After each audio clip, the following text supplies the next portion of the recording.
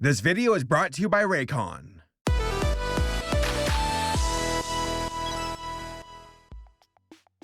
Osamu Tezuka, the father of anime. Astro Boy. Kimba, the White Lion. Bagi, the monster of mighty nature. Wait, hold on. I never heard of this one before. 毛の匂いを嗅いで、ほら、思い出したでしょ。知らねえ! Oh, Tezuka, you dog. Or should I say cat?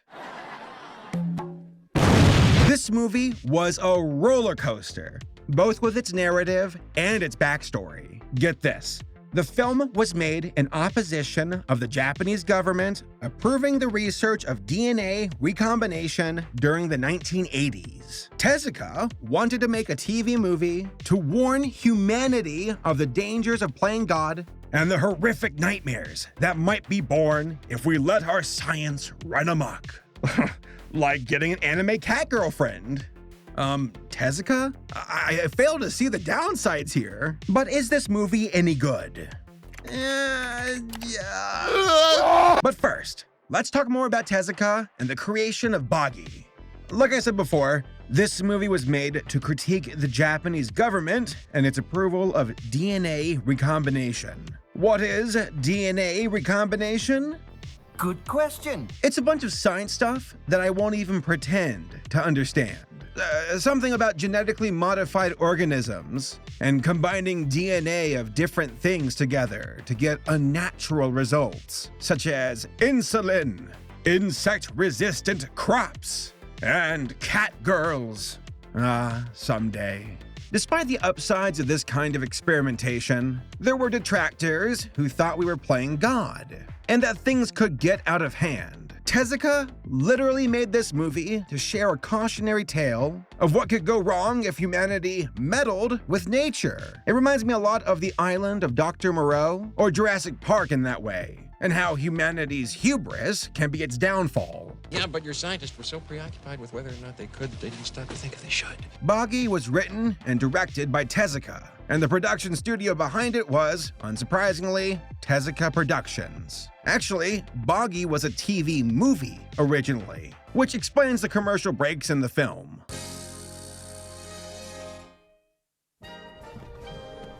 Finally awake.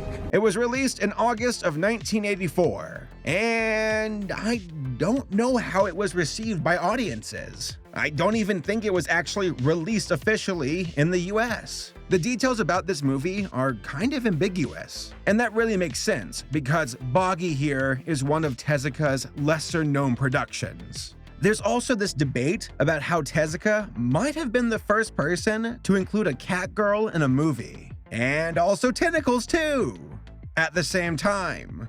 Oh, Tezuka, you thirsty son of a... Alright, let's do a quick synopsis of the movie. So the movie starts off in what feels to be a Wild West town. We then follow this hunter and a little boy as they pursue a monster that has been wreaking havoc in the area. They also wreak some havoc of their own. See that spider? Not anymore. Yeah, screw you, Charlotte's Web. We then get some flashbacks as the hunter, named Rio, tells the story of how he knows the monster and when they first met. Y'all ready for this? It's about to get crazy. Rio was 15. He was in a biker gang. They got attacked by a mysterious creature. The creature then followed Rio back to his house. Boom! It's a cat girl. Guess what? We're getting flashbacks within flashbacks. Turns out that this cat girl, named Bagi, was once the pet of Rio's when he was a kid. She was abnormal, super smart, and was able to do a bunch of stuff that normal cats can't do. Like standing up. Wait, can't cats just do that? Rio, why'd you freak out about— Oh, she's dancing now. Okay, yeah, that's not normal. As we all know, cats don't dance. Well, Bagi here realized that she was a threat to Rio, since people were questioning her intelligence, and Rio was not about to give her up. She ran away, and then came back years later, and yeah, looked pretty different now. Oh, and she really missed Rio. Tezuka, bro, come on. Like, come on. Rio and Bagi head to a research center that Rio's mom works at. They discover that a bunch of animals were being experimented on, and that 5 years ago, they broke out. And Bagi was the only survivor. Her DNA was that of a mountain lion combined with a human, which, to be fair, really freaks her out. Bagi and Rio then head to South America, to another research facility, to confront Rio's mom. There, we learn about these efforts to make super rice, which turns out to be super poisonous. But the local government is like, no, that's fine. We can use this as a weapon. It's all good. And Rio's mom's like, Oh no! Bagi then confronts the mom. Something happens behind closed doors. Rio sees Bagi run away from the scene, and then he finds his mom, who's all beaten up, to which he concludes, oh no, Bagi killed my mom. And then he swears vengeance on her. Jump forward 5 years. Rio is hell-bent on killing Bagi, but he gets tricked by the Japanese government, who is also after Bagi. There is then this big showdown, a fight with mind control, and then the truth is finally revealed. Bagi never killed Rio's mom and was actually hiding the super rice ball.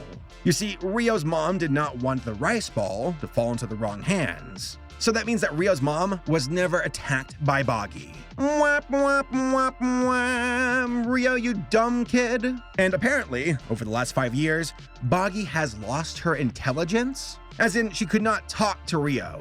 So as far as them talking it out, that was not going to happen. At the end, Rio stabbed Bagi, discovered the truth, cried over her body, and then at nighttime, Bagi ran away. And we never saw her again.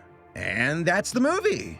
Legit, this movie is all over the place. It feels like we went through 5 different movie genres. A Western flick, to biker gang action, to a horror movie slasher, to what honestly feels like a hentai. Oh, Tezuka. It's called hentai, and it's art.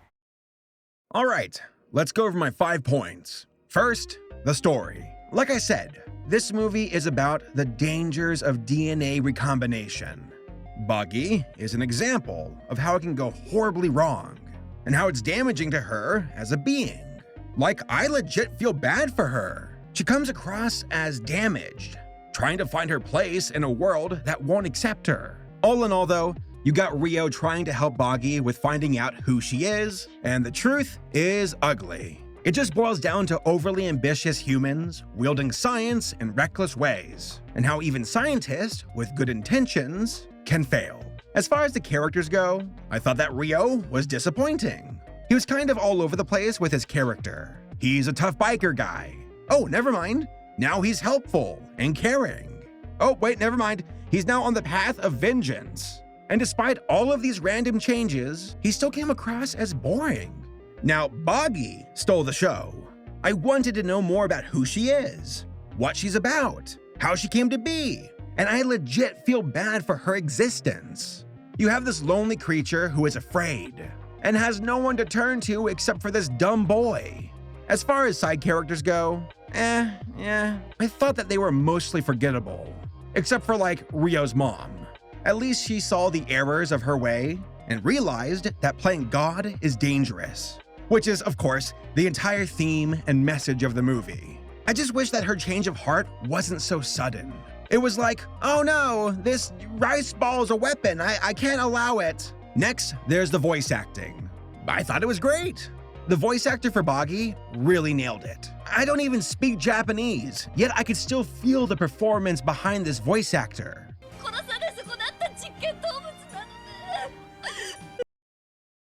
Good stuff. After that, there's the dialogue. Now, there are some silly bits of dialogue for comedy's sake. And honestly, it got me laughing. I mean, I guess you kind of need levity injected into a movie like this, since it's so thematically dark. But there's also a fair share of cumbersome dialogue, especially with Bagi and Rio. Like, it gets real uncomfortable. But let's move on to the main course, the animation. I really like Bagi's design, not because of that, okay? Well, maybe a little bit. Not really. Shut up. It's a combination where it feels like, okay, this is a girl trying to be human, but she's also this weird hybrid cat monster.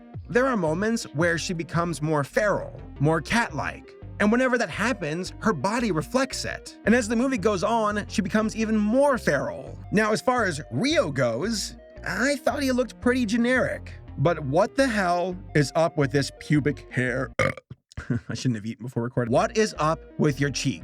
What is this? Is that a pubic hair? What is this about? I did not like it. I did not. Now, I thought that it would be explained, because during the flashbacks as a kid, he did not have those things on his face. So I was thinking, oh, they will elaborate on this later on in the film. Nope, they did not. It's just a thing. Now, the side characters had some interesting designs. You got the beehive hair looking mom, crazy biker guy, a goofy president of the research company, and then of course, fat Japanese official from the government. The guy who's so large that he shatters a door when he walks through the frame. Now, I do have some criticism when it comes to the setting of the movie. I thought it was cool that we went down to South America, but here's my issue. Wasn't this movie made in opposition of the Japanese government? So riddle me this. Why doesn't it primarily take place in Japan? Keep the focus there and discuss what these researchers are doing behind closed doors. But instead, the movie is like, second act, third act, let's go down to South America. And if we're talking about improvements, I would say this too. Fix Rio. Make it to where he is resentful of the world, where he does not trust easily. That way, when Bagi shows up, he's like, I don't want to deal with this. I don't want to deal with you. Back off. So in conclusion, I would give props to Bagi for being a weird movie that was created for unique and fascinating reasons. It has its faults, but I would recommend it. Now, Tezuka, let's talk about this furry art of yours. Once again, a big shout out to this video sponsor, Raycon earbuds. I had my doubts about earbuds, but Raycon won me over. I use them all the time, while working out, while cooking, while going for walks. And let me tell you, it's nice not having cords getting tangled up in my face all the time. I also appreciate how stylish they look, and they fit well on my ears too. They also come with earbud adjustments to get a fit that's perfect for you. There's also a recharging case that's very potent and can get your Raycon earbuds to full power 4 times over on a single charge. And best of all, Raycons aren't stupid expensive like other brands. They are actually fairly priced, but still has a high level of sound quality. I've been rocking their latest model, the Everyday E25s, and it's their best version yet. It has 6-hour playtime, seamless Bluetooth pairing, a rich bass to the sound, and a more compact design that gives you a nice noise-isolating fit. There are also new colors to pick from, and celebrities such as Snoop Dogg, Mike Tyson, and J.R. Smith are obsessed over Raycons. So click the link in the description down below and use buyraycon.com/Saberspark to get 15% off your order. Again, I legit use these, I like them, I've been using them for months now, and I would highly recommend them. I can't trust you guys anymore. I feel like I'm ready to use sounds at all. The monster. Hold on. Never heard of this one before. Wait, which one's this again? My mom watches my videos. Cut that part out.